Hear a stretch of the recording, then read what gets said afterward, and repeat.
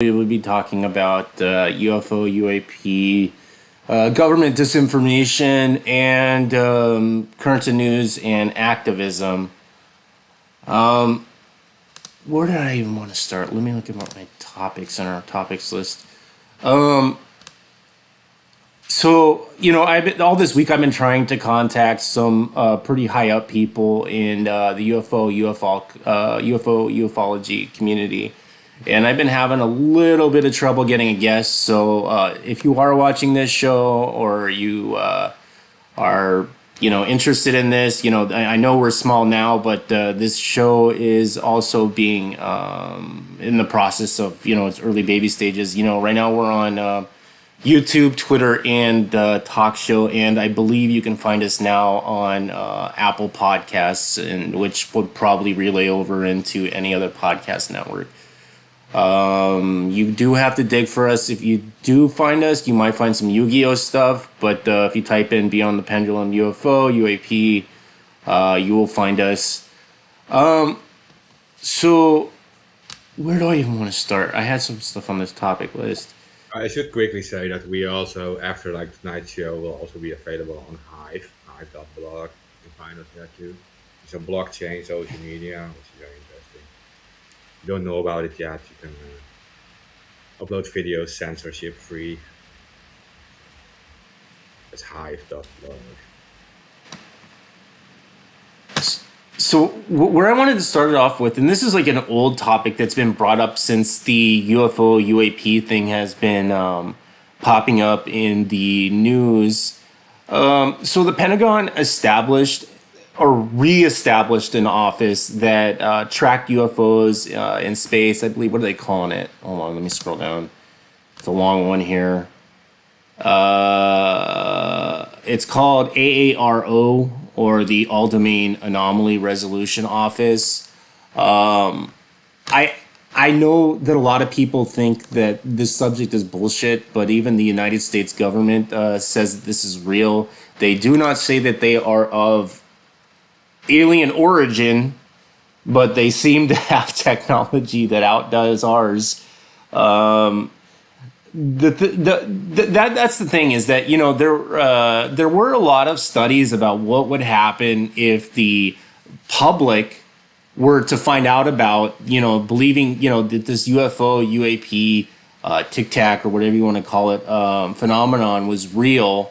And this was a study, I believe, done about 10 or 20 years ago, and they said that society would start breaking down, and religions would start going all over the place. But it's actually quite the contrary. So the government says that this shit is real, and now people still think that it's not real.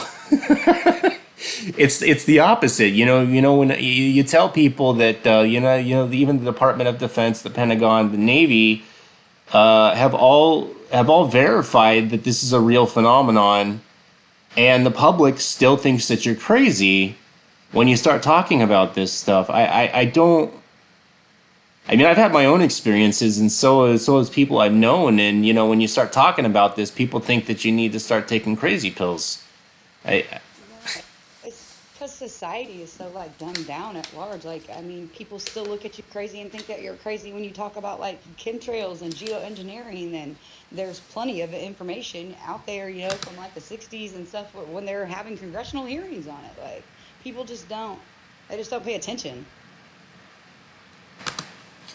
Yeah, I don't think so either. And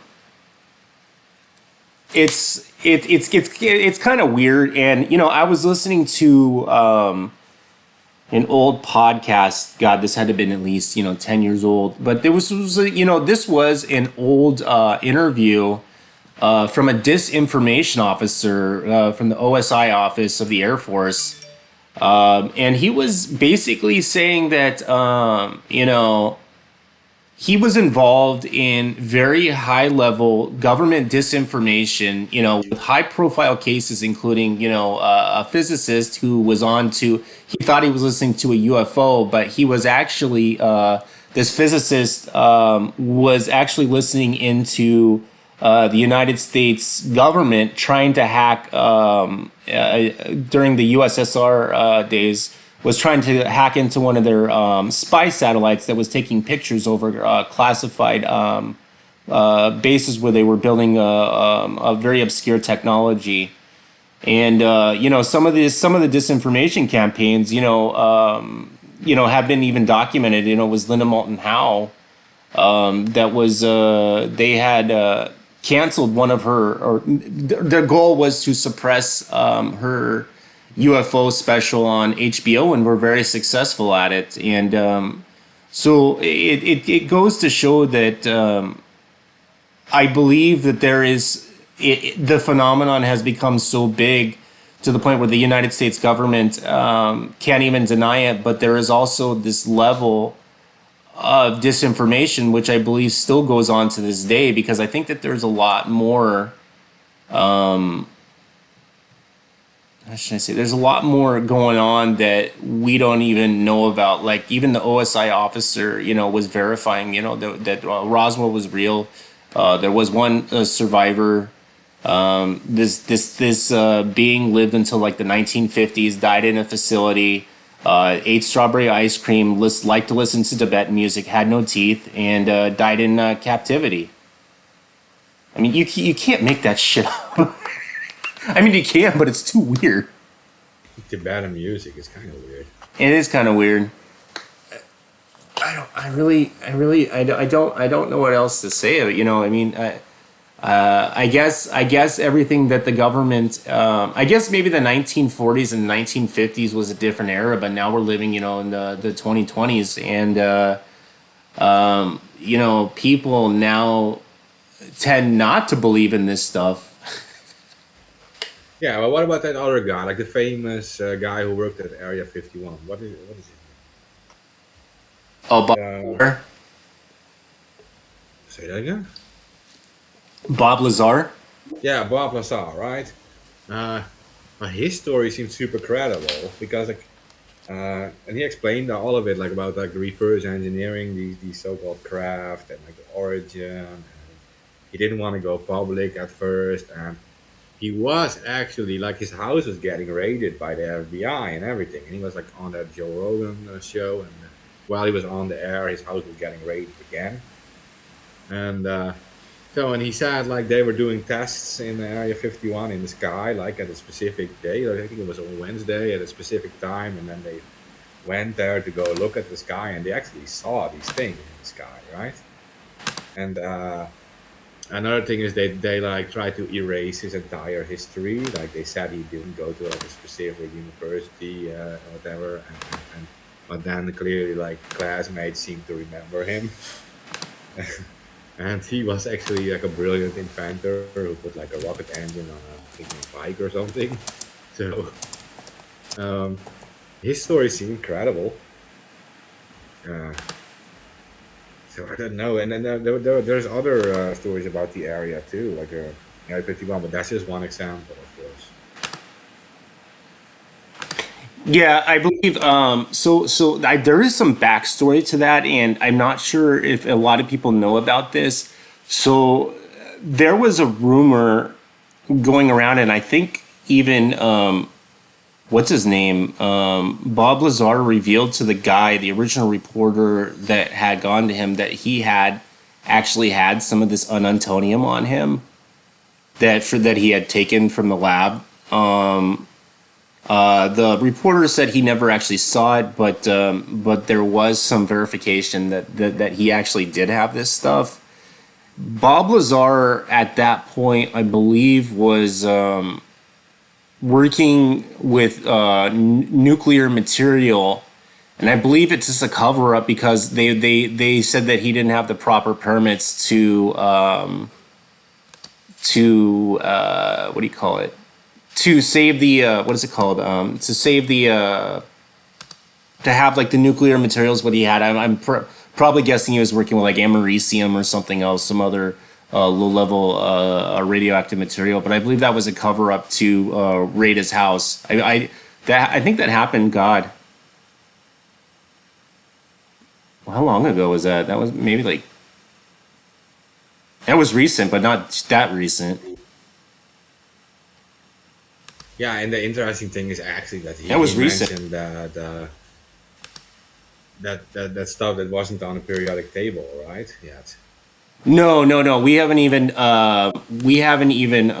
developed that kind of. Well, it was discovered through the Hydron collector or something. Was through CERN, and we were able to make an unstable version of that. But Bob Lazar believed that the americium, or the element 115, or not americium, it's called moscovium, uh, was um, was made naturally, which and it's really weird because we found some heavy elements at the bottom of the Earth's ocean, specifically plutonium. But that's I believe americium, or sorry, moscovium is way heavier. So if this did exist on Earth, it would be probably closer, or way below the Earth's surface, or exists somewhere closer to either a neutron star explosion, or some sort of heavier collusion that would have of spatial objects to create those kind of heavy elements. So whatever it is, it wasn't created in our neck of the woods. I can tell you that. Hmm. He actually gave like an origin of it, right? Like the star system, where they would where it would be coming from. Oh yeah, it came from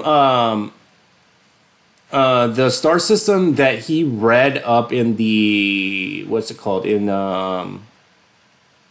where the UAP or the UFO that they had recovered came from Zeta Reticuli, which is about, I think, 30 light years away.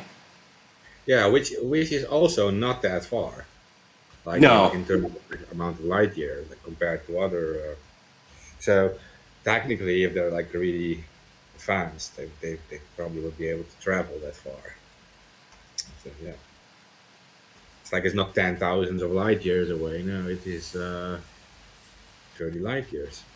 You know what's really weird is, like, I actually tried to look at if there were any kind of like star systems that have been photographed around there, whether any like the Hubble or anything. I had trouble finding any real pictures of Zeta Reticuli from any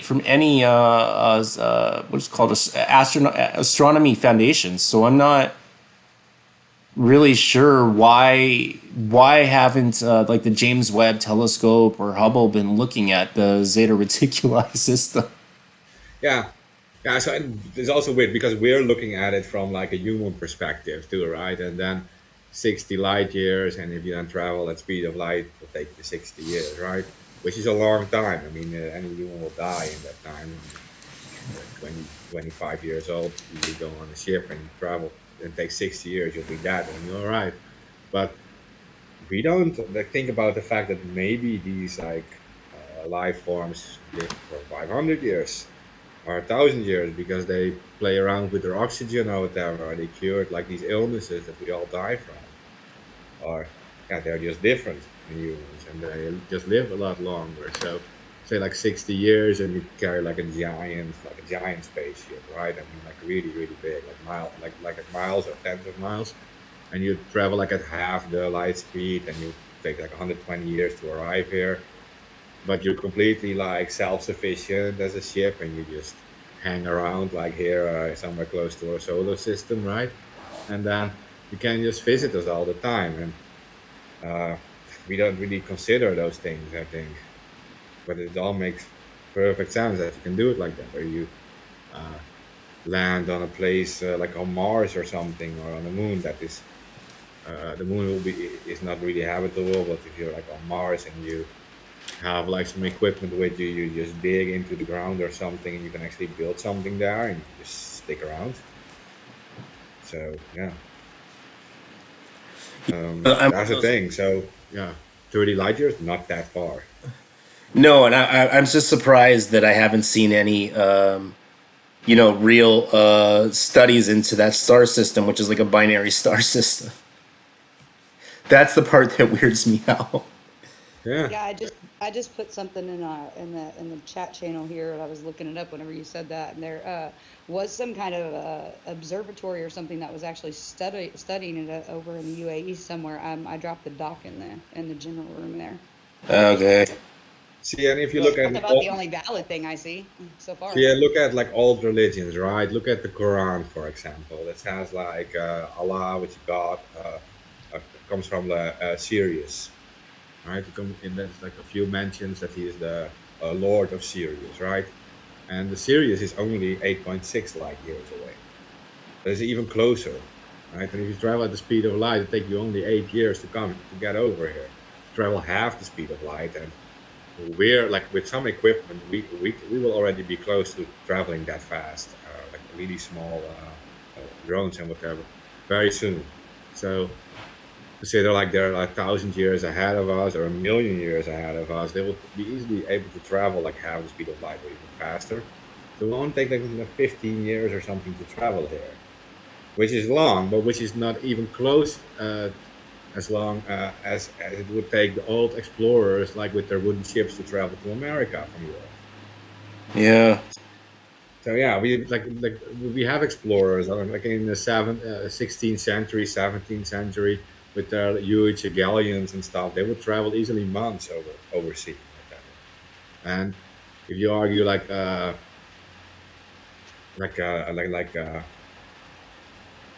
thing like a series being only like 8.6 light years, it take you 15 years. Yeah, you can do it.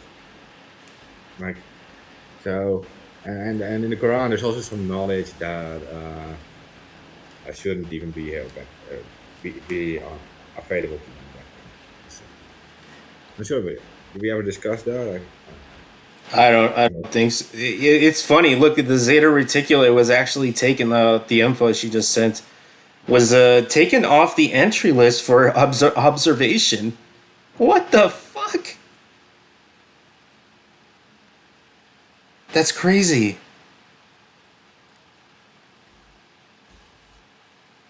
Yeah, That's that's kind of odd for sure, for sure. I don't know Yeah. if he's got anything on the Zeta Reticula up, but a really good place to like for any of this kind of stuff and solar flares and all of that is Suspicious Observers on YouTube, and then the website and stuff is linked underneath of there, and they do like like a lot of like actual reporting on like real scientific stuff, and the shit that they try to feed you on the History Channel. That's where I get like a lot of those docs and stuff like that from. It's all shit that they have on their page mostly. Like that's a lot of that stuff. Like when you try to search it, I'm not gonna say Google because I try not to use Google, but even when you try to like search it and using a VPN and stuff like that, like a lot of times it's just depending, I guess, like on your location and whatever's affiliated with your particular It's artificial interesting. intelligence. It's hard to get sometimes for real. yeah. I can't even like you search it and you don't find shit. Like you don't find anything. Okay, so they say. Okay, so the reporter says. Okay, this report was originally posted in Focus magazine, edited by Bill Moore, 1991. Right. So when the reporter says, uh, "What planet do the aliens come from?" and this guy, codenamed Falcon, says the Zeta Reticuli star group. There are two suns together. And this is the primary source of the alien visitors here. To the best of my knowledge, yeah. How long does the trip from Zeta Reticuli take? They can do it in 91 days. How big is their home planet? It's similar to Earth, but the air is a bit thinner and contains a higher proportion of argon and helium. Also, the average temperature is a bit cooler, especially in the northern part of the planet. They like our high mountain regions where the air is. Makes sense that he would be into the whole Tibetan stuff, right? I mean, this is, my friend, I was real iffy, on the whole UFO thing until I had my own experience. I mean, I saw one once when I was younger, but I kind of like blew it off to childhood imagination. But this, time I saw it like in my 30s, I was just like, okay, this stuff's real, and it's always been kind of interesting to me. But the fact that nobody's really looking into this star system. what is interesting? It's like there's a publication from November 2016, and it is at Harvard, and they have a publication called "Trans-Terrestrial Planet Formation: The Case of Sida Reticuli."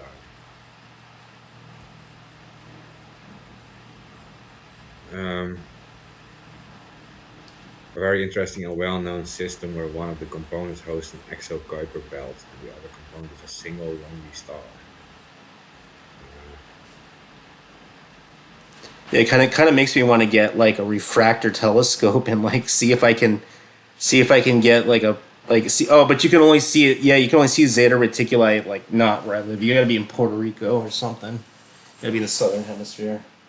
Oh yeah. Yeah, I won't be able to see it not unless I take a couple $1,000 plane ticket. I don't know. It's a weird. It is a weird phenomenon. You know, like there's been so many stories coming out over the years, and and now that our own government admits that it's real, but people don't believe it's real. I guess maybe that's why the government is actually coming out and saying that it's real. Right. Well, here's what they actually like said on it. Here's like an excerpt from like part of their speech. It says, when we say one team, one fight, industry and our international partners are part of that team, Kendall said, as we work together to accelerate change. We want to tap into the intellectual capital and creativity industry brings to the table, and this includes our international partners. We must work together to modernize our capabilities. The firms and national programs I've seen on this trip impress me, and it gives me confidence that we can work collaboratively across our department and with our allies and partners to prepare for tomorrow's fight today. The threats are well understood and tangible. Russia's unprovoked invasion of Ukraine, which let's be fucking clear was not unprovoked. He's been saying for like 8 years, stop expanding NATO countries on his borders, but has brought large-scale warfare back to Europe. China continues to expand and modernize its military capabilities while also lengthening its geopolitical and economic reach. Blah, blah, blah, blah, blah. He goes on to say, to turn the global security system on its head and rewrite the rules in their favor and according to their authoritarian view of the world. This threatens global stability and efforts for peace. That came right from the Lloyd Austin guy that's like heading this department up in the DOD. Right.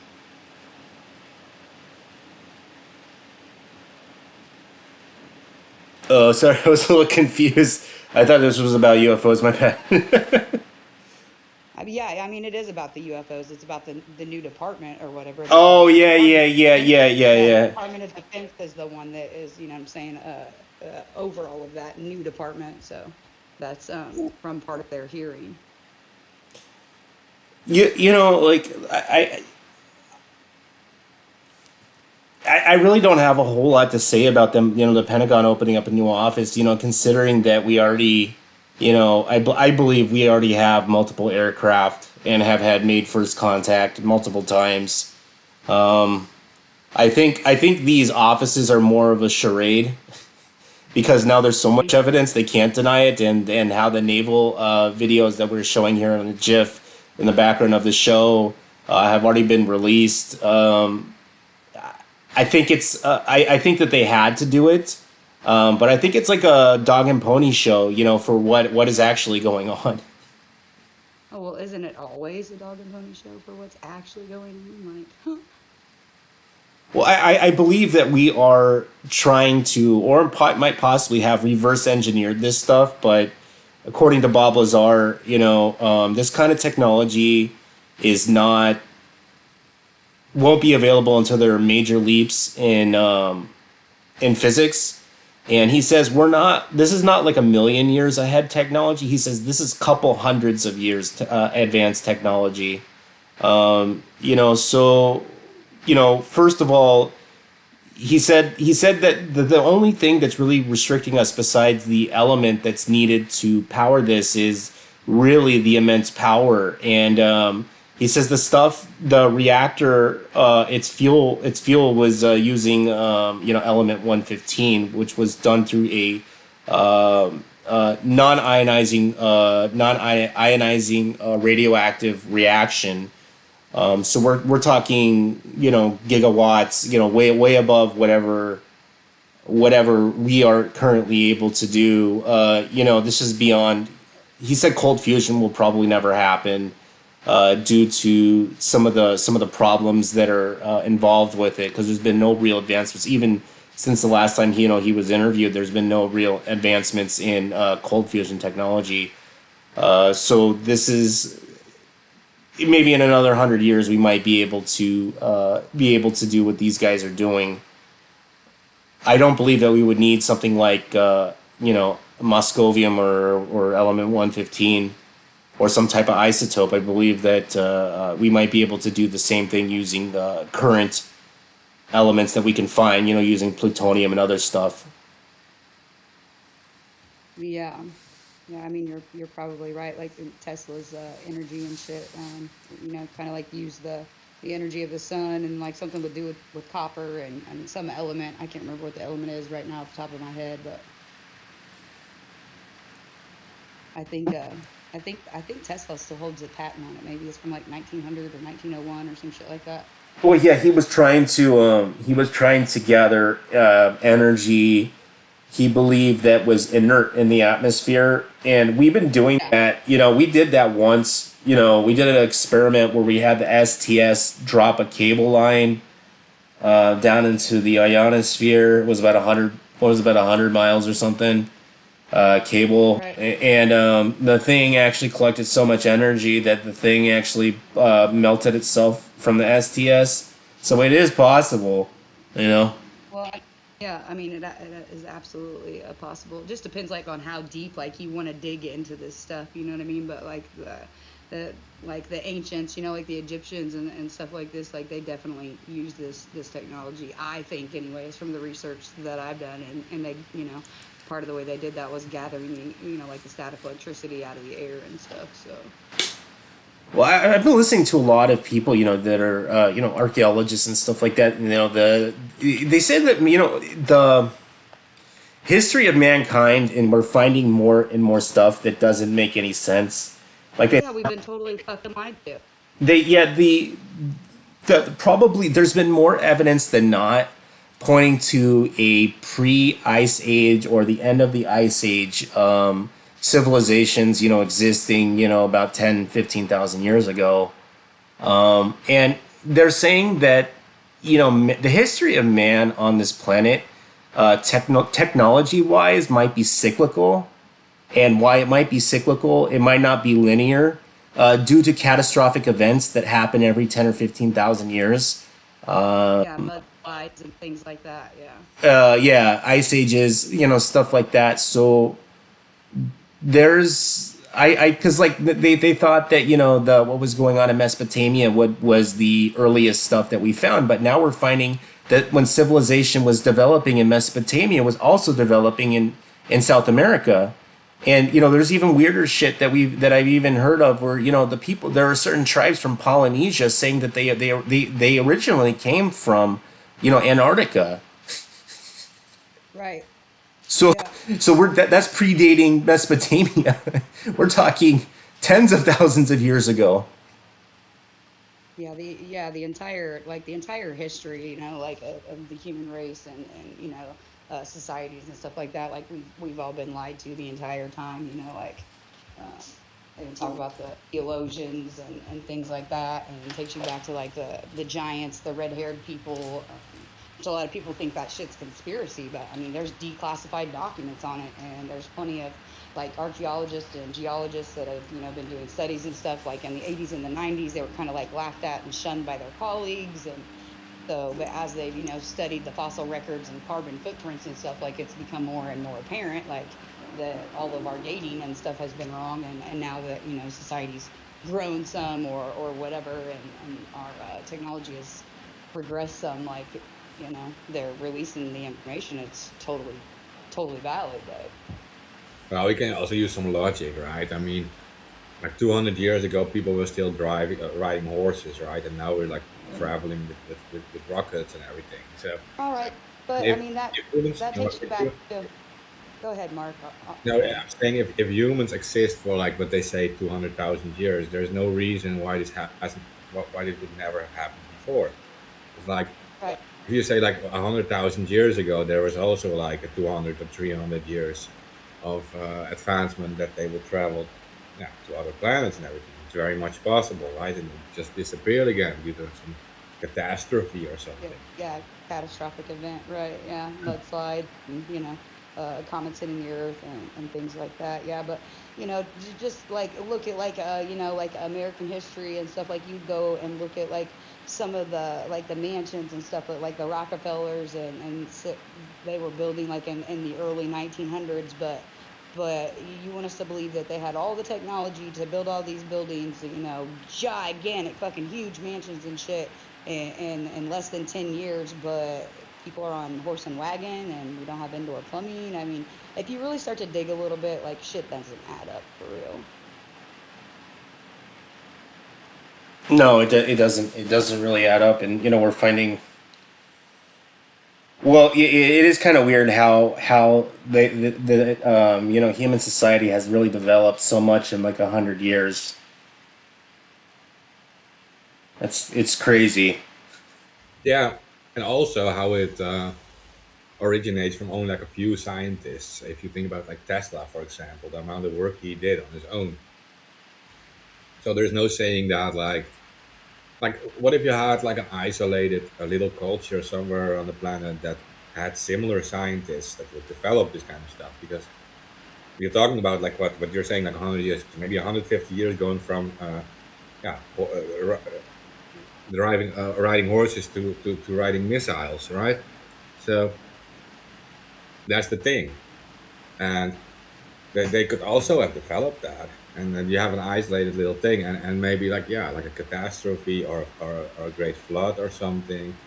Now, okay, you would consider that they would have survived a flood like that, but yeah, then we do find traces of that civilization surviving, because then we suddenly see like, what is it, 13,000 years ago, for example, we see like pyramids popping up in like Egypt, and like the oldest pyramid is also the most advanced one, and that's the weird part. It's like that when the oldest buildings are the most advanced ones, and the later ones are only like cheap copies of it, and you're starting to consider that like, yeah, those those people were no longer there. They're like this. They just yeah, gave their knowledge to the locals, and they tried to like build the same thing, but they were not as advanced. Yeah, kind of like the grandson of Einstein receiving all his works but not being able to copy it because he's not a brilliant scientist. Yeah. Right. Yeah, kind of like that, right? So you have, and then you have all these things which are like, we consider like holy books that have like certain knowledge in it that uh, wasn't really known to people back then, and you have mathematics of mathematicians like Pythagoras, for example, using mathematics that already existed thousands of years before he was born. Otherwise, they wouldn't even be able to build these pyramids. It's like he introduced certain mathematics into our culture that, like, yeah, clearly people before him already knew, or they wouldn't have built these pyramids. It's like, yeah.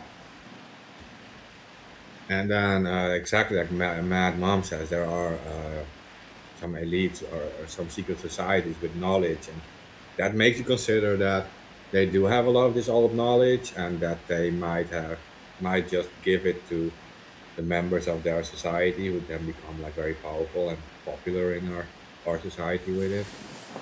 Like, yeah, like Einstein working at a patent bureau, for example, that's registering these It patents. it's very weird. Yeah, the history of it. He was actually horrible at math. Yeah. And then like, Yeah. imagine like when you got an offer like that, well, let's say you're already like a millionaire, right? And you don't really need the money, but you go to this secret society, and they just say like, well, if you shut up about this stuff, we could also make you a famous scientist. You haven't never done anything related to science, but we know some secrets. It's in these books. You just have to like release it, register the patent, and you're a famous scientist. If that's what you got for being part of a secret society like that. Like ancient Yeah. knowledge is not just esoteric knowledge, it might also be actual scientific knowledge. Yeah, But I've actually never thought about that. Yeah. So I've known some Masons over the years, and I've known some people that have actually accidentally walked into Mason meetings thinking it was like a 12-step meeting. That actually had. Yeah, one of my buddies did that. He said, "Yeah, I went to." He's like, "Dude, that's." He said, "You." I told him, "You walked into the wrong fucking place." I gave him. He walked into like the like one digit off on the address and walked into a Mason meeting. Anyway. yeah, Yeah, it's like that pyramid with the all-seeing eye above it, right? Um, like that the people above this pyramid, I just have like certain knowledge that the rest of us aren't allowed to see, and that also has to do with scientific knowledge, I believe.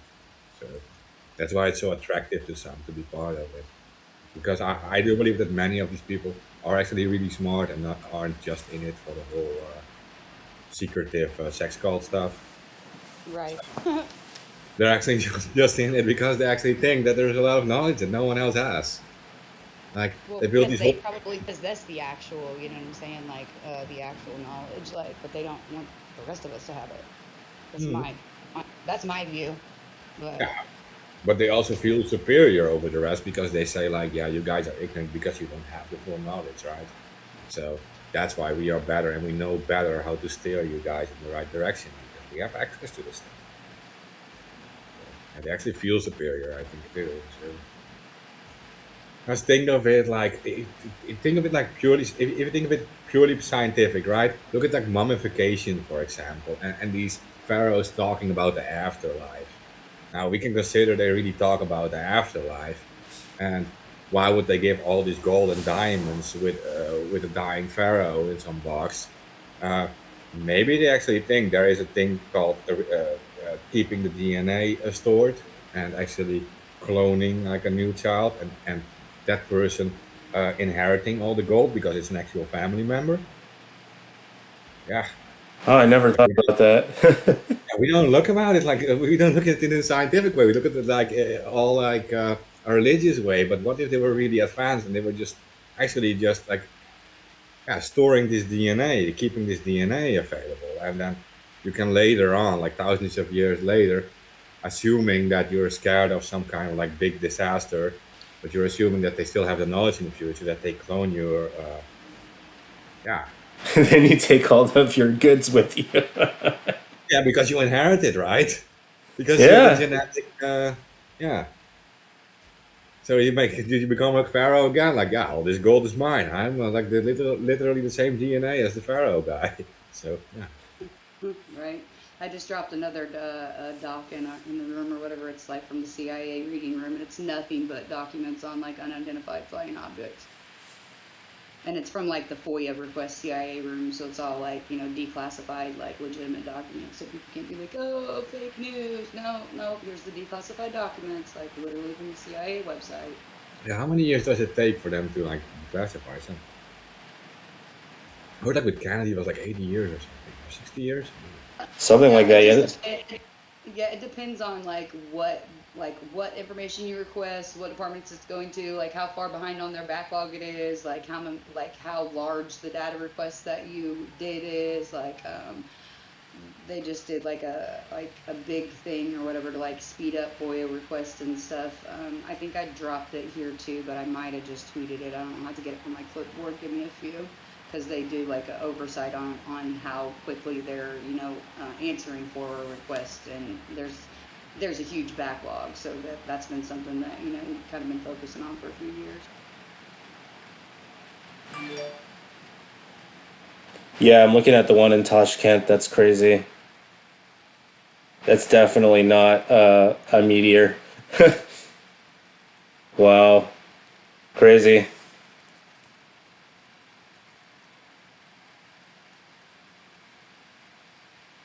Yeah, I really don't know what it's going to take for society to to just completely agree that this is real. This is a real phenomenon. This is really going on. I think even I what's funny. I think even if they landed here and went down to the White House, people would still think that it's fake. Probably.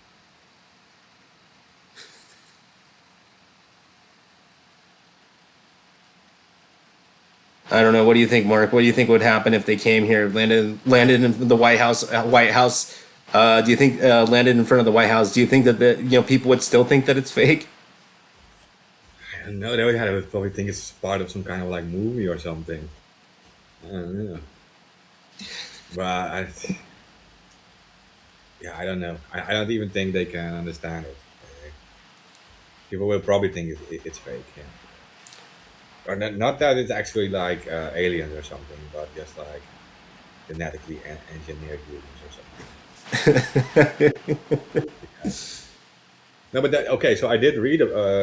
There was that lady who was at Joe Rogan, and she wrote this whole book, right? Also about Area 51, and she did have one interesting page in her book, and it said that yeah, those there were actually not aliens at Area 51. These were genetically engineered, and it was done by the Russians. What she said, and they wanted to scare the United States during the Cold War. So they had these huge bomber planes going super high up in the sky, and they dropped like a saucer shaped craft, and they were these yeah, genetically engineered humans, genetically modified humans, and those were caught by the United States, and it was for Stalin to scare the United States into thinking they have like an alien enemy or something. That's what this lady said. So, and she did believe the whole Bob Lazar story. Like she said, he's probably completely honest about everything. But what we saw was probably not aliens, but was probably just humans being genetically engineered. Now, this unique story, of course, what she has is it gives a different twist. It does have some backing behind it, and that is that whole Montauk monster thing, that little island there is. That during those days, like shortly after the war, and like in the 60s and 70s, they were actually experimenting with that. That they would make like humans like with long fingers to like better use certain equipment, for example. Smaller humans to fit in like smaller planes and stuff. And that they were doing that horrible research, and that because this is there's a third part that might be supportive of her story too, and that is that of course these are huge human rights infractions, right? So obviously you would say that these are aliens because those don't have human rights. And if you have to like release the fact that you're actually experimenting on humans like this, you're using like you're guilty of huge human rights issues. That kind of thing. I mean, I could believe some of that, but that just sounds like more government disinformation campaigns. Yeah, That's what it that's sounds one like. thing. Go ahead, sorry. Yeah, after listening to an interview with an ex Air Force OSI officer, and the lengths that they go to try and suppress information, it wouldn't surprise me that they would go to those links and heavily to get on air and you know say a bunch of crazy stuff to try and disprove everything. It wouldn't surprise me. Really wouldn't. I mean, No, exactly, and it's like all kind of different stories to make you like doubt the whole alien thing. yeah, Yes. even like private. We didn't even map out the human genome until God, the 90s, somewhere around there. Yeah. Yeah. Okay. And also like if you say like okay these are like, genetically modified humans and it's not aliens and whatever, then how do we explain the sightings by already going back to like the time of Columbus? Yeah, exactly. Like, yeah, he had already sightings. Like he literally described like these yeah flying these light bulbs like rising up from the sea and going into the sky and stuff like clear UFO sightings. It's all in his diaries of the actual travels. Yeah, they used to call it St. Elmo's fire. We still don't even know what it is. Yeah, and you have yeah the famous Foo Fighter stories from like the World War One and Two. Foo Fighters existed too. They were not explained too. They just said like, these are just yeah, ghost planes. They don't really exist. Like we can't explain it. They just travel next to us. They're huge flying balls and everything. The United States or the UK blaming the Germans, and the Germans blaming the others. Yeah, Yeah, I think the Nazis recovered a few UFOs too. yeah, and that they were obsessed with going to Antarctica, for example. They were also obsessed with Atlantis, right? The stories of Atlantis, finding the flooded island. All that is already described from the times of Plato, who already describes the story of Atlantis, um, and also that is not a made up story either. He claims this is from older maps, and he found this on older maps, and that he just copied it on a new map, and it's just old Yeah, records. the one that mapped out Antarctica, how yeah, and it was completely accurate, and nobody's Yeah, that's Peter Rice. That's Peter yeah, Rice from Yeah. Turkey. The yeah. Turkish Yeah, explorer. I dropped a link on those old maps last week in one of the two rooms. Yeah, when we were kind of talking about this stuff or whatever. And if you go back and look at some of the early maps, like what Mark's talking about from like the 16, 1700s, even before that, from like the 14 and 1500s, like there's no way these map makers were like making mistakes like California being an island. Like that's literally how they knew how to get around, so they were documenting the land and the water and stuff as it was at that time, so you can just go back and compare like maps and see where they've made the changes. Yeah. Um, And and there's two other. There's a few other interesting things with that, and that is that like mainstream history teachers do like take these maps as completely reliable to describe the rest of the world, but when they describe these things, they're suddenly seen as like making stuff up. And if you look at the Piri Reis, for example, that map is from Turkey, from the 1300s. That guy lived, and so when he said, my maps are based on over 20 older maps, and some like ranging from like way before our time, like even before Egyptian times, like they're before ancient times. And his map also describes, shows Antarctica like how it is below the ice, not how it is with the ice.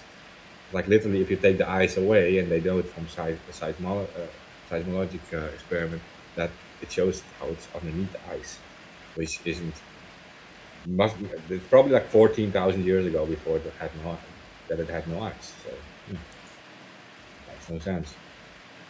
Yeah, I do believe, because of global warming or whatever the hell is going on, I do think that, if it at some point we will find ancient relics there.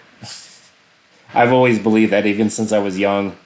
There is some mystery. There is a lot of the whole basically you know it's been mapped, of course, but are there places that haven't been really investigated? Yeah, about 80% of it hasn't been investigated or traveled to. Yeah, yeah, and there's like, okay, and so we can confirm that there was no ice back then on it, for example, too, because the ice was still in Northern Europe. That's why there were so little civilization in Northern Europe. I mean, right, like well, and they just did like a core sample too. Like I just read something about it like maybe a month ago where they like drilled deep down into the ice in Antarctica and got like a core sample, and in there it's got still plant vegetation and stuff like that, so they can see it through the carbon record pretty much. Yeah, I think that they even found life there. Even 4,000 years ago. Yeah. So yeah, and there's these thousands of like frozen mammoths and stuff in northern Russia. Right.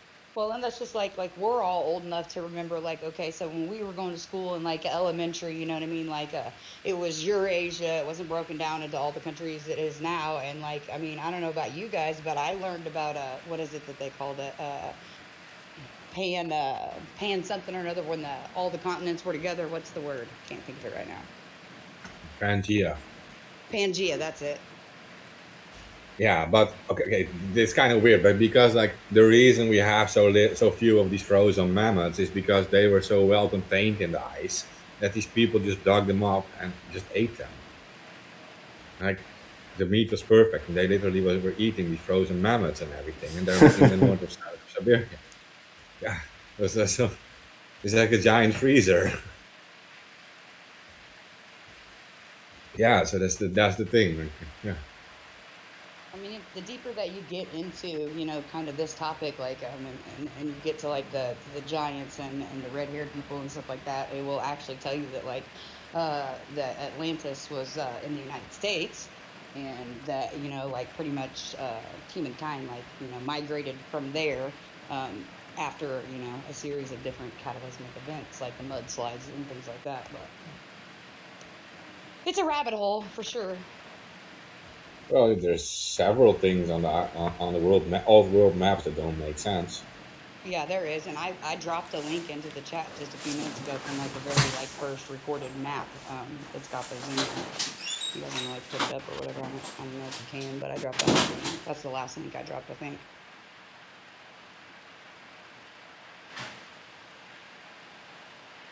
Yeah, I spent like 3 days reading on this stuff like last week.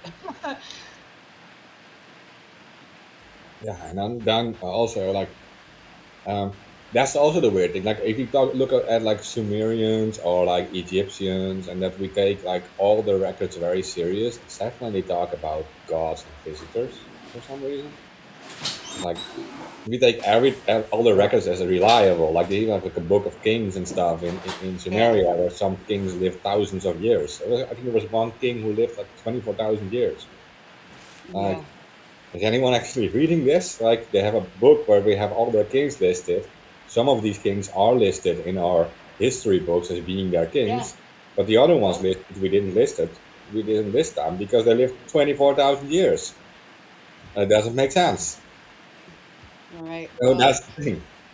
Like I think our dating is off for one thing. You know what I mean? And like humans did used to live longer than what we do now, and 90% of that is from our environmental effects, like the food that we eat. Like you know what I mean? Like for real. And I don't know, people are so indoctrinated with whatever they've been spoon fed their whole lives. But like Christianity, for example, they want to be like, oh, there's not other gods. Like y'all clearly haven't even read the whole Bible then, because even in the Bible it says worship other gods before me, which is an acknowledgement of more than one. Yeah. The Bible also describes Nephilim, etc. Yeah, It, they were like half breeds. Yeah, yeah, they've Yeah, visited the earth and they have like sex with human women. Yeah. women. Yeah, and they become like legendary figures, like Hercules type figures. Yeah, yeah, They actually found in Polynesia, near those weird hexagon-shaped forts that were built in the middle of like the middle of nowhere on an island. They found, bones of these guys that are 8 feet tall. yeah. That's what I was talking about the giants and stuff. Like everybody wants to deny that, but they exist. Like I mean, there's been a ton of them found in the United States, especially like Missouri, Illinois. They call them the mounds builders of the giant ancient race. Like they're all like RH negative, positive. Like I wish I could have got a hold of Martin. Like he knows. Like everybody thinks he's a Looney Tune, but he really does know a lot on this subject for real. Oh, the RH factor. Yeah.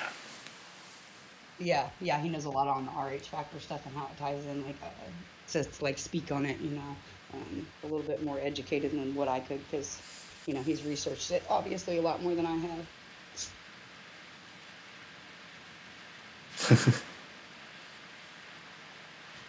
What else we got going on here? Let me look at topics.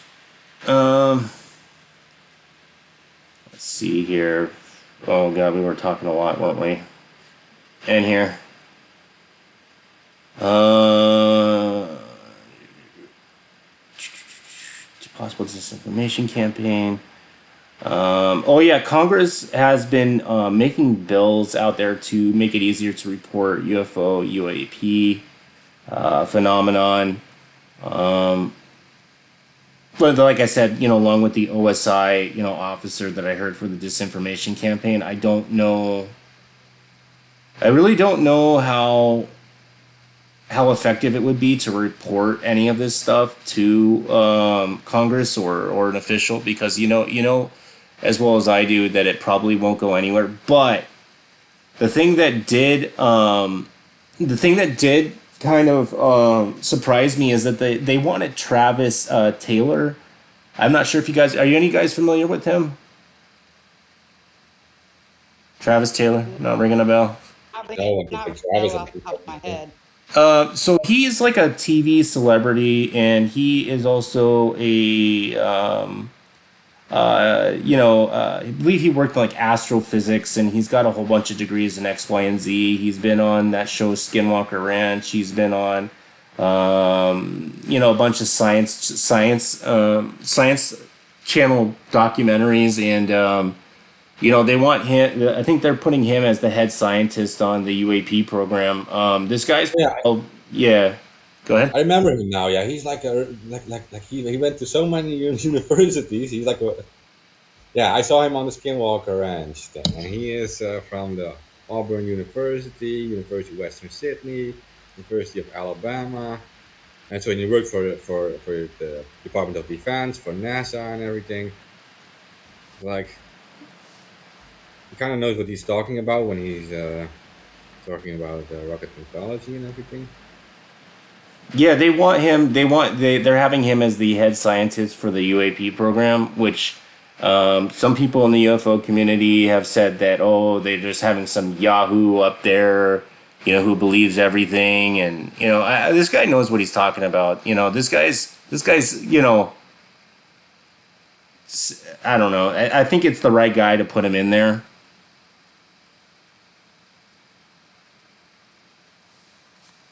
Yeah, I think so too. And he's not a Yahoo. He's a well educated scientist. Um, but that's what they always say, right? When you talk about this subject, your entire career is fucked. Well, that's how it used to be, but look where some of these people are going. They're really going. Some of these people are actually going places. Who was it? Yeah, speaking of Skinwalker Ranch, what do you guys actually think is going on there? Good question. I've now. I think I saw the whole. What is it? First season. Uh, I don't know. It's weird. Yeah, You can't really explain. I've been watching. I've watched like all three seasons. I've always at first watching the first season, and seeing other Skinwalker Ranch documentaries. I'm kind of like, is it really like some kind of curse they put on the land, or is there some kind of being? I mean, there's actually one thing they haven't mentioned on the show, which has been brought up in several documentaries, is seeing. They've only mentioned it once, I believe, on the show, but I've heard it multiple times from even from other researchers who have been there. When they looked on the infrared cameras, they will see an invisible light coming from the mesa and some kind of creature that goes in and out of that thing regularly. Cannot be seen in normal cameras. Only when you're looking in the upper spectrum of light. Okay, that's a weird story, right? Yeah, But it does make sense. That makes perfect sense, actually. Because why would they be like colors that we would be able to see, right? And like our eyes aren't like made like the same as their eyes. So yeah. I've always thought that there's some kind of a like at first I thought that there was some kind of ship up there, but I don't know. There's almost some sort of anomaly in that general whole area there that is not like any other place in the world. They see UFOs, they see morphine. It's like what they call it, paranormal Disneyland. Right. I wonder like what their like ley lines are, you know what I mean? Like I wonder how much of that has to do with it. Could be, could be. I also don't know like how it works. Like if you can't see a certain color, I think like if you're like colorblind, you see everything is gray, right? Right, yeah. Yeah. Maybe it's just gray then or something. No, I don't know.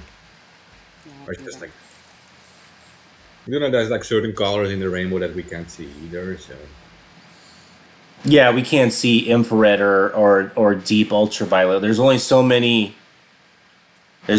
much of ultraviolet that we can see before it just goes black. But there's actually quite a bit of invisible light that we can't see in the ultraviolet too. Exactly. I don't know. There's also been multiple reports of seeing like an object that's kind of like bending light around it. That's another normal thing. So is seeing UFOs and UAPs. I don't know. Me personally, I think it's some sort of paranormal gateway, or some sort of weird Portal. something like that. Yeah, it would make sense because we can't see it in normal light. We you can't measure it because everything electronic goes crazy over there. So Right. we're dealing with something that's either intelligent or something that is dealing with some sort of because high level of energy because they're dealing with ionizing radiation and high energy that seems to come out of nowhere like all the time.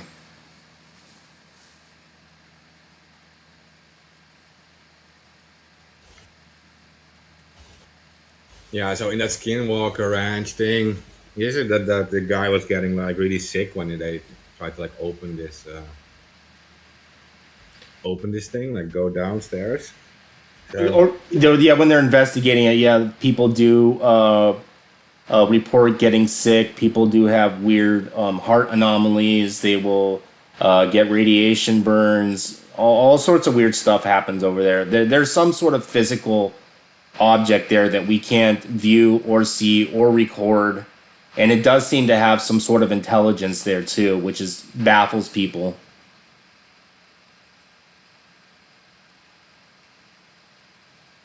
I think even though the owners who adopted the ranch, before Bob Bigelow had it, they only stayed there 18 months before they left. 'Cause all this stuff was scaring the crap out of them. yeah, they already talked about that, like all the weird stuff happening there. Did I ever tell you about like what happened to the wife of the previous owners before Bob Bigelow? She would there was like quite a few times she would take the groceries out of the bags, put them in the refrigerator, come back to the bags and the stuff is the that she had put in the groceries in the refrigerator would be back in the bag.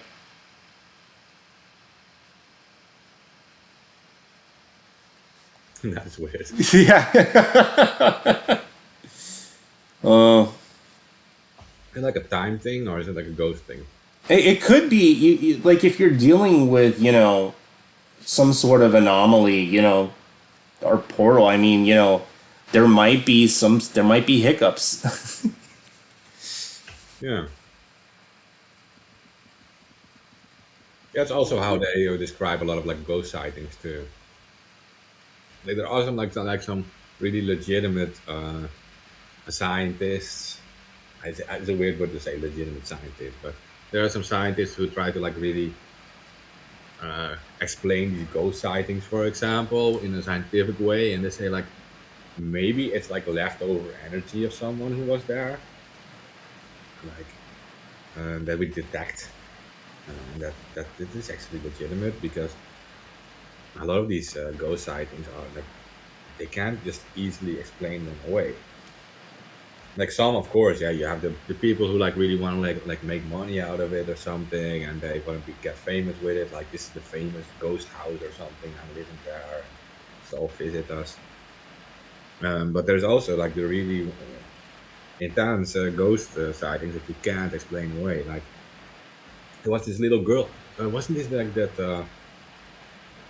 There's a Stephen King movie made out of it later on. Like it was a little girl and she saw like this old neighbor guy visiting her at the swing or whatever, and this neighbor guy already like died super long ago.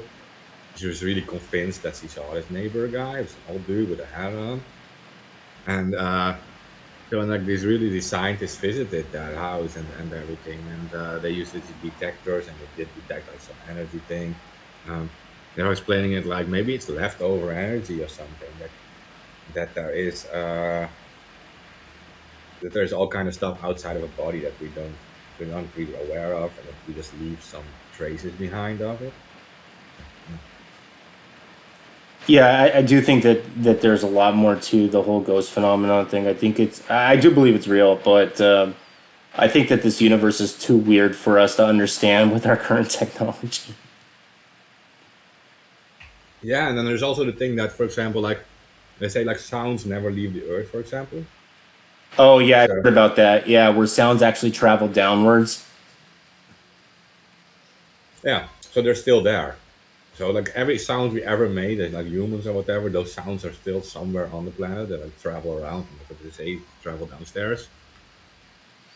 Yeah, So it's actually there still. yeah. It was what do they call them? Like sound particles, which really aren't a particle, but it's an oscillation. But yeah, that was really weird that they thought that what was it? Sound. I think it was sounds they traveled down, or was it completely right up? Right up. Sounds travel was it up. Well, I mean, they're also talking about like all the radio broadcasts we had, for example. That like if you're like somewhere out in outer space, you would now like I think it was like if you're like somewhere at like the nearest star, you would now pick up like the old Nazi broadcasts from like World War II, right? Yeah, that's true. Yeah, you would be actually hearing stuff back in time. Yeah, That goes back into like old philosophical questions: are they really dead or are they really alive? yeah, and like I was discussing this with a friend too before. Like, so if you look at the sky, like and you see all these stars, right? Part of these stars no longer exist, right? Because they're already gone, and the light travels all these years to get over here. So like 10,000 years. So they're actually already gone. But what if you're on another star like that and you look at the Earth and you will see like us running around in Roman times? Yeah, So yeah, and that means that for those observers, we are still running around in Roman times, and that none of us here are even born yet. So if we die, are we even dead? Because to some people, we will be still running around. Like, well, so it's that's a all trip. about the observer. Like we will actually be like really at that moment running around for the observer. Like they will be looking at us and they see us running around and all the things that we do. So, yeah. Yeah, that's got to be that's got to be the most trippiest stuff. Yeah, and especially when you're dealing with large distances in space. Are they really when we're actually having real time delays? Sometimes hundreds, thousands of years. What's the reality? Is it happening in real time, or is reality happening in the time of the observer? Yeah, yeah. Like even our sun, or even our sun, the light takes like 8 minutes to travel here, if I'm correct. To us. Yes. So if you stand on the sun and something happens and you die, right? To us, for 8 minutes, you will still be standing there, and we can actually see you standing there, right? Technically, I mean, we can't actually stand on the sun, but we will still see you standing there while you're already dead for 8 minutes. So that thing that we see standing does actually have like it actually exists, right? Like you have real bones and everything. We're observing a person with real bones and real clothes and everything.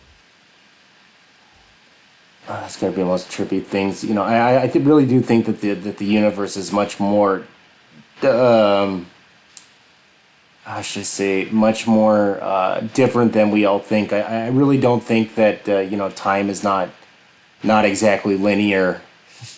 If that makes any sense. No, time's totally freaking made up. I'm starting to like consider more and more the whole like Elon Musk thing, like that we're all living in a simulation. That is really like what we're observing, like as the outside observer. Well, the simulation is different for others who look at it in a different time and a different mathematics even. Yeah, I don't know. I really haven't fucking looked into that part too much, but I mean, it could be legit. I mean, simulation, like in a cartoon, something like that. Yeah, but what defines reality? Okay, so we are just this small planet, right? And there's like a trillions of planets, right? And all these civilizations who will be looking at us will still see us alive, well, we're like long dead. So, and what is then the definition of reality? Is it that we experience being dead, or is it that the trillions and trillions of others can see us being alive? Right? I mean, like the 0.0001% knows that sees us dead, and the rest, like the 99.99999%, sees us alive. So is that even are we on the reality, or are those all those others right? Right? That's also like, yeah. If you're a Democrat, I mean, if you believe in democratic decisions or scientific consensus, then they are right. You're completely wrong. So, I really do think that's where the dumbing down of our society is going, is people are too focused on politics. yeah, Really. yeah. But like it's like also like what I'm saying, like if we look at like planets like light years away, like maybe there are already like huge civilizations there, we can't even see them because the distance is too big, and we're just seeing them thousands of years ago still. So, yeah, you might be running around in caveman outfits too still. Yeah. No, they're already like super advanced. Like maybe all these spaceships that we can't even see because we see them like in medieval times or something. Like, yeah, this is very weird. It's all about the observer. Well, oh god, coffee. Any more? But I think this is the right stuff to talk about, though. I think. Yeah, I really do want to get on Brian Weiss here. He's one of these guys, and the head guys in psychology, where he's the first guy to start hypnotizing people, and discovering that there is some weird phenomenon to past lives, and he did the experiment even further, where he would hypnotize the people, and there seemed to be consensus of people in the subconscious also knowing about future lives. So is reality nonlinear? It might actually be nonlinear. The past and the present and the future might be existing all at the same time. That would be a mind fuck. Yeah, What did Mad Mom? no, it does. It does, but I can see what we're back. Probably crashed or something. Oh no, she said it has a state meeting or something. Um, yeah, no. Yeah, but I think Einstein also gave his own impression of it, even though he was wrong with the whole quantum mechanics and how all of that works.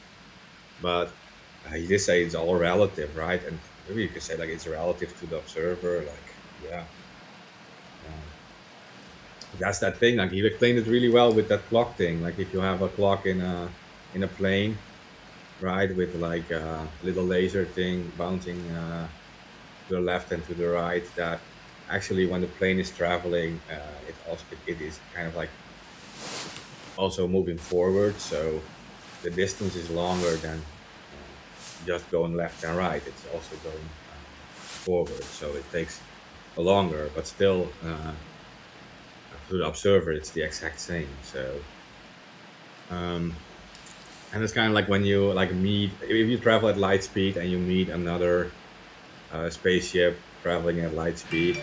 When you cross each other, then you should be going faster at light speed because you're both like, traveling at the max speed, but you're not because light is the fastest. Like, like you look at it, you're traveling light speed one way, and the other ship who is like facing you is also traveling at light speed, and then you meet each other. You should be going to light speed, but like according to like science, like you can't go faster than the speed of light. So does it make sense anymore at that point? Well, Or what there if is there is an exception, yeah, to photon travel. If photons or any kind of photon kind of radiation is in a medium, a liquid submersible, it actually can travel faster than the speed of light. Believe I forget where I heard it, but it's only in a medium, like in water or something like that. Okay.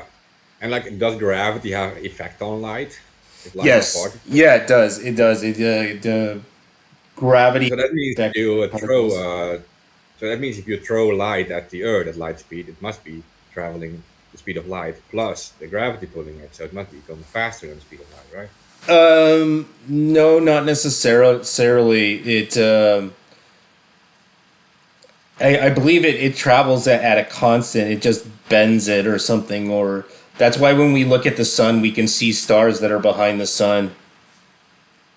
Okay. It goes around the object, kind of like it's like a like space is like this mount. Space is actually something. So in space, we have a bigger object in space. It actually is warping space. Believe if you could actually see it in a three dimensional, if it was like pink or some sort of other color besides black, you would actually see bending of space.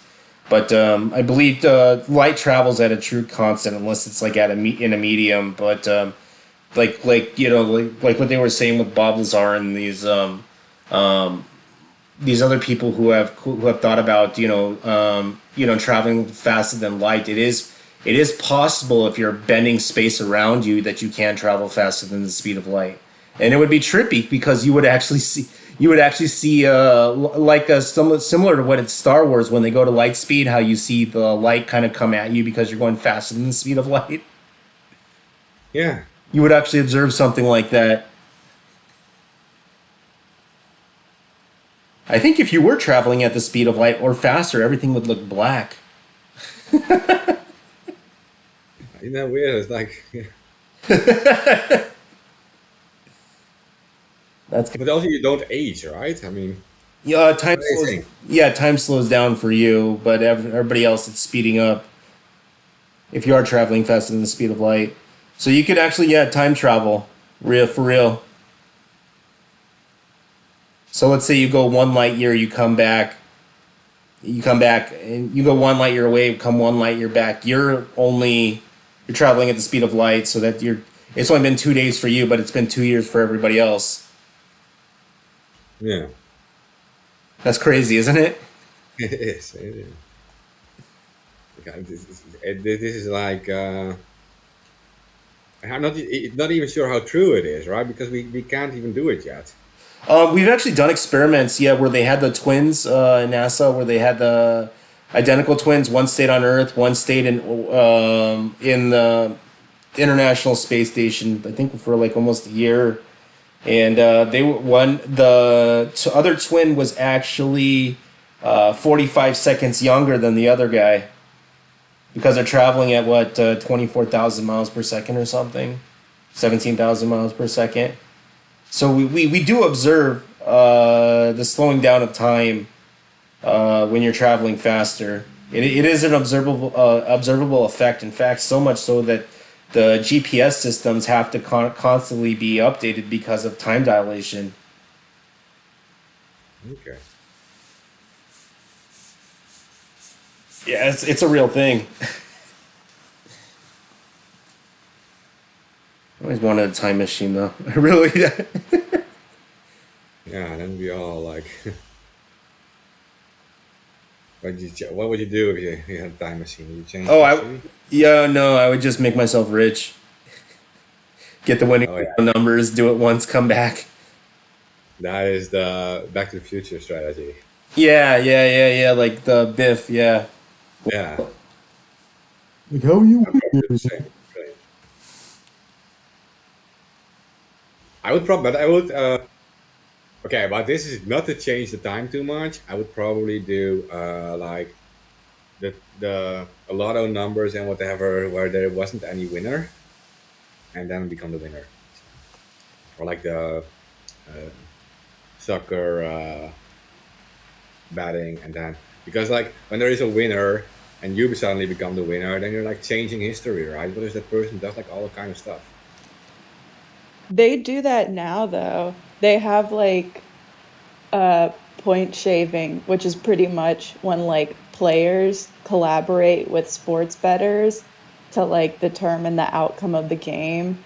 So like a star player would collaborate with the bettor and then they would get a cut of like the money that they win. Yeah, I've heard of that going on, with sports betting. Uh, but not to the degree that we're thinking of. You would end up in what do they call it? A reality rift or an alternate timeline. That's what I was about to say. I think I'd create too many alternate timelines. I don't know, like the Mandela effect. I guess I don't know, like there's Bro, I'm not just talking about the Mandela effect. I'm talking about like I am arming every single indigenous tribe in the world. I'm like, hey, yo, listen, these colonizers are coming. Like, you gotta prepare. You need to do everything you can to defend yourself. And then I'm gonna create like 50 alternate realities like that. Did has AK ever shown you the pictures of World War I photo era? What do they call them? Ships. What color do you think they were? I always thought they were gray. I think they were the color of war crimes. No, they were like shaped. They were like painted like rainbows and stuff. Oh Yeah, and there were rainbow colors and everything. yeah, for real. Nice. I Yeah, and all the history of movies and stuff, like we all remember it differently than that actually was. Yeah, like there's a lot of people that actually remember Nelson Mandela dying in the 90s. He didn't die until 2013. Yeah, I told my mom that. He said like the people are stupid because he didn't die in prison. But yeah, I don't know. It depends on who you ask, I guess. My mom knew it because I told her about the Mandela effect. Was tripping over it, but she said like, no, it's not true that he died in prison. That's what she remembered. But So yeah, true. A lot of people remember that it was actually a funeral in prison. I think even. I remember that. I remember vaguely.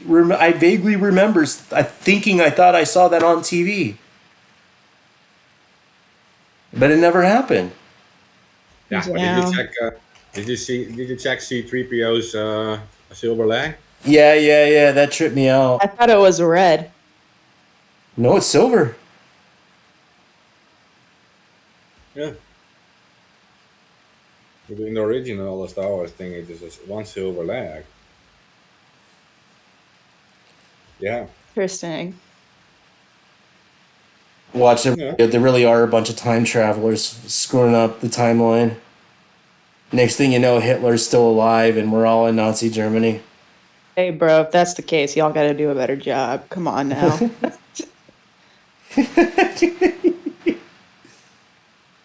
I'm saying if we do have time travelers about, like y'all are being punk asses about it. I'm sorry. Did I Yeah, ever you tell can you? go. Did I ever tell you that? Remember that famous time traveler guy, John something? Yeah, Titor. Yeah, Tider, and he tried to contact me on my old show. Like, Hmm. yeah, I'm not joking. That's interesting because his story is kind of cool. I'm like, why would my show be influential to this weird guy? I'm like, might be a time traveler. Like, I don't really believe everything that I see, but it was very weird that he went after me on my old, or somebody claiming to be him went after me on my old show. I was Hmm. like a really good troll because that was so obscure. John Tider, like nobody knows who that guy is. I remember him. I mean, he was looking for a very specific device. Yeah, a computer. The whole thing never made any sense, though. Yeah. He needed a computer from 1975. Yeah, notice notice how those time travelers like when they like arrive in the 90s, they always need like 90s kind of related stuff. Yeah, yeah. When they're like the 2000s, like 2000 stuff. Yeah, that's just like that's that whole. It makes me think about Scientology, that science fiction writer. L. Ron Hubbard. In his days, like you still had like these DC, what is it, DC-7 planes or something. And so in his story about like Scientology, that this Xenu and everything, they arrived in like DC-7 style ships, and I they just. actually can't with that story. I have his books though. I don't know, Dianetics, I Arita. watched the South Park episode on it. It's Oh, pretty Dianetics. accurate. Yeah, I mean, I have another science fiction book by him too. It's crazy stuff. He's not a really good science fiction writer. Let's say it's average stuff. I mean, yeah, I've heard Got the about story. I don't doubt that. got about 3 minutes till I got to close this up. What else have I not covered? I mean, he's no like Isaac Asimov or something. He doesn't even like. He's not even like Arthur C. Clarke's level. He's like, It's all very generic, if I'm being honest. yeah, I was it a big is. fan of his. I read a few of his books and I wasn't impressed. Me neither. It's like for all of the religious texts out there, the one that they base Scientology off of is so tame, so generic, is so like middle lane, however you want to call it, just mid at best. Yeah, Dianetics. Yeah. Yeah, okay, Dynamite kind of like a self-help book or whatever if you like not case, but now I hate specific science fiction books which were really just science fiction. I mean, basic science fiction, but not really so impressive. It's like it doesn't come close to people like Isaac Asimov or like H.P. Lovecraft even, for example. It's like he's just kind of like an amateur. I can write better science fiction. I think we all can. I'm just kind of mad that they made up a rehab based off of his, it's called Narcanon or something, off of his stuff. And some of the stuff he suggested for addicts to get off of drugs is actually kind of dangerous. Make them sweat Yeah, it out. That's dangerous. Yeah, definitely. Well, I mean, the whole thing is a scam, and it's a mid scam too. If you're going to scam people, at least base it off of something interesting. I mean, like, the biggest disappointment with Scientology is the fact that you literally have, like, stories of giants and stories of, like, ancient Mesopotamian gods fighting each other and going to the netherworld and stuff, and you settle for Xenu and space portals. I'm yeah, sorry.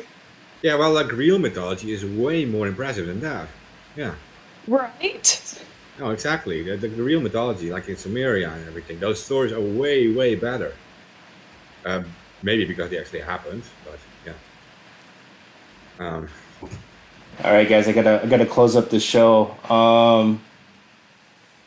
We'll be trying to get on a guest. Not sure which one will answer our request, but we will try and get a guest on for next show. Looking like either some sort of ufologist or some guy who has who will be able to talk about some weird stuff that even I'm not even keen to. We'll be on the same time, same place. Like what kind of weird? Oh, it's in the Matt's stuff is in the chat. Something to do with bioweapons to attack DNAs, stuff like that. Certain people with certain DNA structures. Ah, Uh, okay. yeah, and we'll be on Twitter, YouTube. We're on Talk Show. Working on some other stuff. I believe we will be on Hive this week as well. So you can catch us Beyond the Pendulum. We're also on Apple Podcasts. Still don't see any revenue from that, but we'll see how we can start monetizing that. And I'll close out with this show. I don't have a exit track yet, but I'll be working on that. Bye.